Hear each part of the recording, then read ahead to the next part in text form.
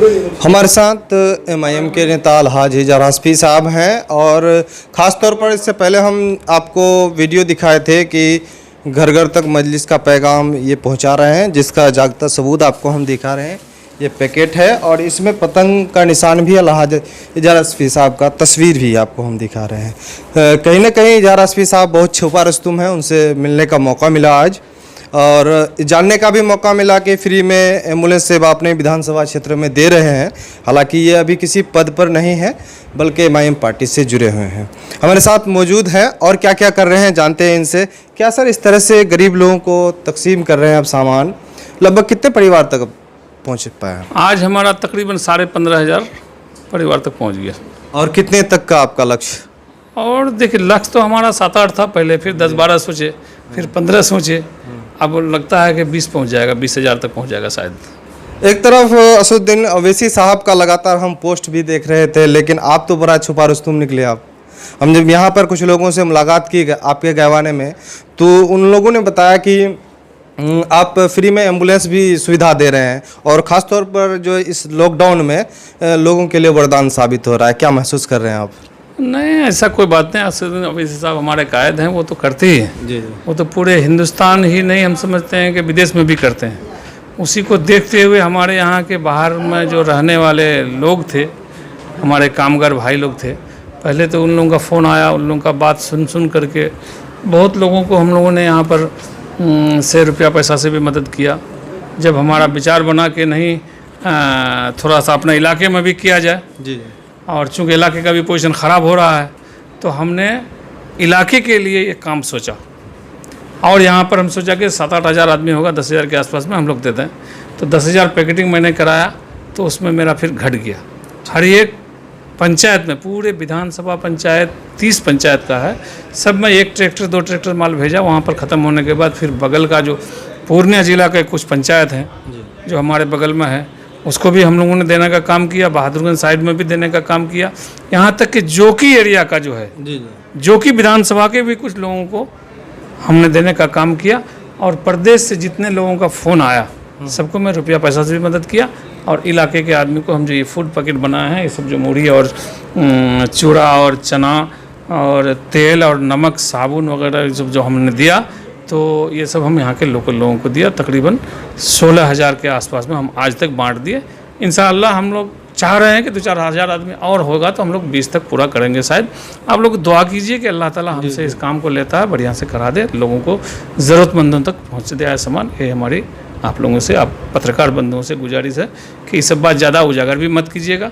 हम लोग तो रमज़ान के दिन में, रमज़ान में जो ज़रूरतमंद लोग हैं उसको हम लोग देने का काम करते हैं, ना कि हम लोग फ़ोटो खिंचाने का सिर्फ काम करते हैं। एक चीज़, आज तो ज़मीनी स्तर पे काम हो रहा है और बहुत अच्छा काम है, जहाँ पर आपका जो यतीम बेवा मिस्किन लोगों तक आपके जो सामान पहुँच रहा है। दूसरी ओर हम एक चीज़ देखें सर कि जो लॉकडाउन में बाहर में मजदूर फंसे हुए थे, ऐसे लोगों को भी आप मदद किए हैं। किस तरह का मदद आपने उन लोगों को किया है?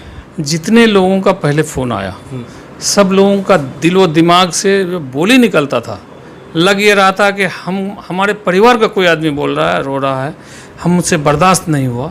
हमने सब लोगों का फ़ोन रिसीव करने के बाद 20 मिनट के अंदर में उसके अकाउंट में 3,000, 2,500, 2,500 रुपया भेजने का काम किया।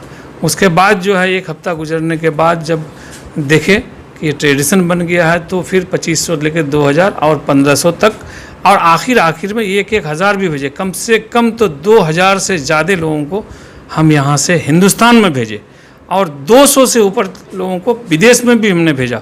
कि विदेश में भी जो लोग घबरा गए हैं, डर गए हैं, बुखार आ गया और कुछ आ गया है, उसके परिवार हमारे घर के पास आया तो हम उसके परिवार को भी मदद किए हैं रुपये पैसे से। खुर्शीद अहमद विधानसभा में यहाँ पर जदयू का विधायक है और जदयू का ही सरकार है, लेकिन इस वक्त जो OPD सेवा है, जनरल जैसे लोग, जनरल बीमारी से लोग ग्रसित हैं, चूँकि MBBS वगैरह डॉक्टर सारे लोग बंद हैं, तो झोला छाप डॉक्टरों पर ही निर्भर हैं। इस मुद्दे पर कुछ आप कहना चाहेंगे कि लोगों के लिए किस तरह का सरकार को सुविधा देना चाहिए? अभी सरकार पर लोगों का टिप्पणी हो रहा है और सरकार के लोग दूसरे तीसरे पर टिप्पणी करते हैं, हम लोगों पर टिप्पणी करते हैं। गैरत है, शर्म आनी चाहिए उन लोगों को, हुकूमत के हुक्मरान को और हुकूमत के जो MLA MPs हैं, वो लोग बोलते हैं हुकूमत के जो मुखिया है वो बोलते हैं, हम लोगों पर उंगली उठाते हैं, असदुद्दीन ओवैसी पर उंगली उठाते हैं। आज सुबह सुबह जब मैं मोबाइल खोल के बाहरी घर में बैठ कर देख रहा था, देखते हैं हमारे माननीय विधायक जी अख्तरुल ईमान पर बरस रहे हैं। ये कह रहे हैं कि ये घर में बैठ करके फोटोग्राफी करके वीडियो बना करके भेज रहा है लोगों तक, और क्वारंटीन सेंटर का जो है वीडियोग्राफी करके चला रहा है। आपको विधायक जी, आपको ये सोचना चाहिए कि अख्तरुल ईमान साहब या असदुद्दीन ओवैसी साहब या हमारे जैसे इजहार किसी को अगर मदद कर रहा है तो आपको इस बात का फिक्र होना चाहिए कि हमारे इलाके के लोगों को, हमारे भाई लोगों को मदद करते हैं। और आप पर टिप्पणी होना चाहिए, हम लोगों की तरफ से टिप्पणी करनी चाहिए कि आपका हुकूमत बिल्कुल फेल है, जबकि 100% सही बात है कि आपका बिहार का हुकूमत बिल्कुल फेल है। आज जो क्वारंटीन सेंटर बना है जाके देखिए, वहाँ पर किसी चीज़ का कोई इंतजामात नहीं है। उसका जिंदा मिसाल है कि हमारे कोचाधामन के विधायक जा करके लोगों को मच्छरदानी देते हैं।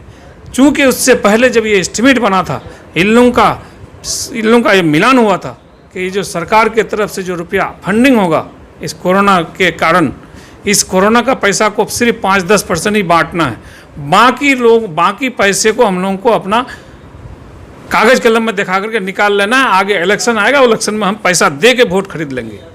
लेकिन आपका जो ये मदद हम लोग कर रहे हैं या कोई भी कर रहा है, आपको शुक्रिया मनाना चाहिए, हम लोगों को थैंक्स देना चाहिए कि हमारे दुश्मन भी, हमारे मुखालिफ भी, हमारे अगेंस्ट लोग भी हमारे पब्लिक को कुछ सामान दे रहा है, उसका मदद कर रहा है। ना कि आप गरज रहे हैं अख्तरुल ईमान पर, ओवैसी पर और इजहार पर। आपको मैं आज कह देना चाहता हूँ बड़े अल्फाज में कि आप जितना काम करते हैं उतना काम पर आप रिसर्च कीजिए, अपने ज़िंदगी लाइफ का काम पर रिसर्च कीजिए। आपने साहब विधायक बना, विधायक बनने के बाद आपने ठेकेदारी का काम शुरू कर दिया, कॉन्ट्रैक्टरी करते हैं। और आज जब ये लॉकडाउन का समय आया, इसमें जो किट जो होता है, जिसमें थाली, चमचा, बाटी, बाल्टीन, मच्छरदानी और जो है बिछावन वगैरह जितना का किट बना है, इस किट को आप लोगों ने हुकूमत के लोगों को और सरकारी लोगों को मना कर दिया कि आप लोग इसको नहीं बांटिए।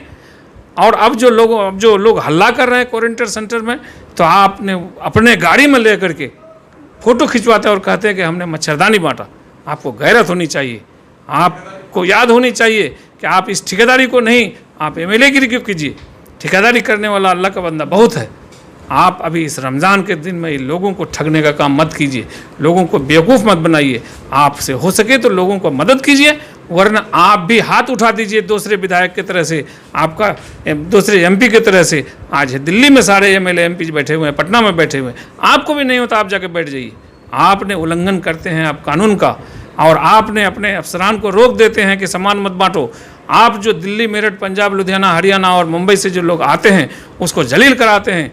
परसों दिन कटिहार में ट्रेन आई, वहाँ पर कोई साधन नहीं, हमारे लोग वहाँ पर 10 बजे से लेकर के 11:30 बजे रात तक भूखे प्यासे रहा। आप लोग का हुकूमत के तरफ से हमारे गरीब भाई को, हमारे मजदूर भाई को कटिहार में लाठी चार्ज करा दिया और इतना मारा कि उसको बेहोश करा दिया और उसको डरा धमका के उसको कहा कि तुमको अरेस्ट करते हैं। आपको इस बात पर कोई फिक्र नहीं, आप सिर्फ जाइएगा, कहिएगा कि हम सोते नहीं हैं। 12 बजे रात में किसी सेंटर में पहुंचते हैं, 1 बजे रात में किसी को सेंटर में पहुंचते हैं। आप क्यों पहुंचिएगा सेंटर में? आपके पास हुक्मरान जो है उसको कहिए कि फलाना जगह पर फलाना चीज़ नहीं है। आप तस्लीमुद्दीन का कारनामा को देखिए, वो कभी कहीं पर नहीं जाता था, लेकिन उसके आदमी कहीं पर वो भूखे नहीं रहता था, कहीं पर परेशानी में नहीं रहता। एक फ़ोन पर हुक्मरान यहाँ पर डर जाते थे और जिस बेचारे का कोई कंप्लेन होता था उसका कंप्लेन को पूरा करता था। तो आप इस आज भी फिर मैं कहता हूँ कि आप ठेकेदारी को छोड़िए, आप विधायकगिरी कीजिए और आप उंगली दूसरे पर उठाना छोड़ दीजिए। आपका उंगली उतना मजबूत नहीं है जितना आप मुख जबानी बोलते हैं। आप वो आदमी उंगली उठाता है जो आदमी का कुछ नहीं होता है।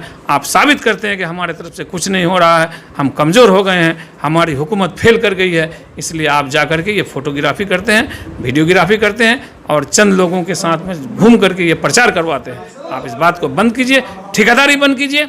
BDO, CO, SP, DSP और जो है जितने हुक्मरान हैं वो लोग तैयार है क्वारंटीन सेंटर का खिदमत करने के लिए। उसको आप कहिए कि फला जगह आपका सामान नहीं पहुंचा।